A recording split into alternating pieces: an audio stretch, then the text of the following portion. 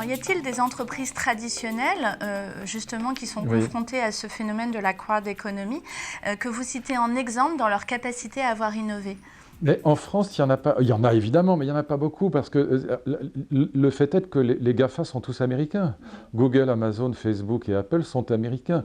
Donc on innove. Il y a beaucoup d'entreprises qui innovent, mais il y a peu d'entreprises européennes qui innovent dans l'innovation. Les GAFA ne se contentent pas d'innover, ils innovent dans l'innovation. J'ai mis un tweet aujourd'hui sur les NBIC. J'ai reçu des quantités de tweets d'injures de la part notamment de médecins qui disent eh ben voilà, moi je sais pas ce que c'est que les NBIC et toi tu connais rien à la médecine, de quoi tu te mêles, etc. Mais les types sont fous. Je veux dire, un médecin aujourd'hui qui ne sait pas ce que c'est que nanotechnologie, biotechnologie, informatique et cognitivisme, mais il est totalement à côté de la plaque. Il peut soigner un rhume ou une grippe, mais s'il a un cancer du pancréas, il ne sait même pas de quoi il s'agit.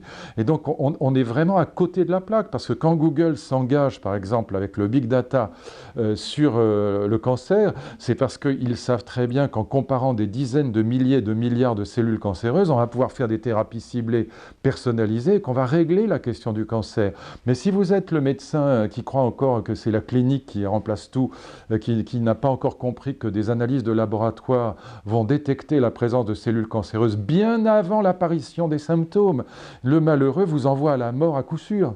Et donc, je suis désolé de le dire un peu brutalement, mais voyez bien que ce qui va, comment dire, ce qui sauve l'économie, c'est évidemment l'innovation, mais en France, on est incroyablement en retard. Le débat sur les NBIC, il est omniprésent aux États-Unis. Vous parlez à un congrès de médecins, vous en avez la moitié qui n'ont jamais entendu, qui pensent que c'est juste un acronyme prétentieux de type qui n'y connaît rien. C'est fou.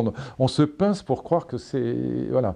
Et donc, comme me disait le patron de Google l'autre jour, nous, Américains, nous pensons aux services rendus aux consommateurs. Quand on parle par exemple du big data ou des NBIC, vous, en Europe, vous pensez à la protection du citoyen. Moyennant quoi, nous, on a les GAFA, vous avez la CNIL.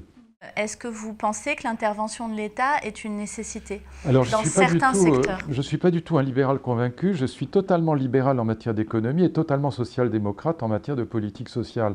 Donc, mon modèle, c'est la pêche au cormoran. Laissez le cormoran aller chercher les poissons, après on cause, on discute avec le cormoran, si je puis dire, on lui sert le kiki. Donc, je pense qu'il faut vraiment libérer l'économie, encore une fois, parce que pour partager l'argent, il faut d'abord le produire. Voilà, moi je partage tout à fait les vues d'un Emmanuel Macron, qui n'est pas non plus un libéral pur. Je suis totalement républicain d'un côté et totalement libéral de l'autre. Mais pour ce qui est de la presse, quel est le problème de la presse? D'abord, il y a ça. Vous avez l'info en continu. Deuxièmement, vous avez un modèle économique qui s'effondre parce que pratiquement toute la publicité part vers les cookies, donc vers le net, et elle déserte le papier. Ce n'est pas tellement que la fréquentation de la presse papier s'effrite, elle est à peu près la même qu'il y a 20 ans, ça n'a pas beaucoup changé, mais donc ce n'est pas une question d'audimat, contrairement à ce qu'on pourrait croire, c'est une question de modèle économique.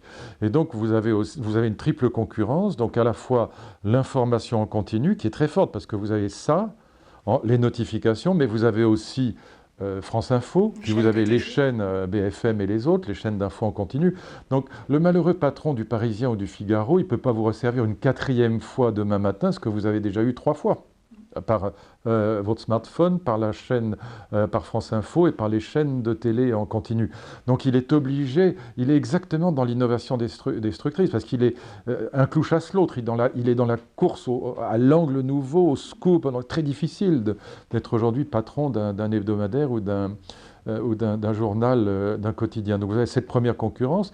Deuxième concurrence, le modèle économique qui part vers Google et donc vers les cookies. Et puis le troisième problème, c'est les mosaïques qui peuvent, que vous avez toute l'information que vous voulez, même avec une petite chose comme celle-là. En gros, j'ai à peu près tout ce que je veux comme information. Et donc la presse papier, comme les libraires, comme j'aurais pu dire la même chose pour les agences de voyage. Qui d'entre nous va dans une agence de voyage pour prendre un billet Paris-Nice? Personne. Même ma grand-mère ne le ferait plus. Bon. Et donc, vous avez là une question qui est la question politique fondamentale par rapport à cette ubérisation du monde, au fond. C'est la question du rôle de l'État.